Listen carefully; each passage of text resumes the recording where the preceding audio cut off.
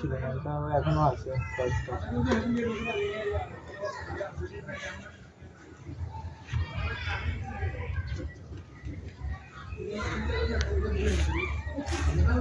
শীতকালে এগুলো সব সবজি থেকে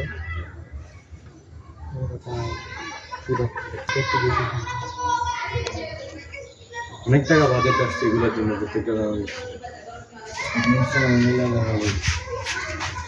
প্রতিটা ঋতু আছে।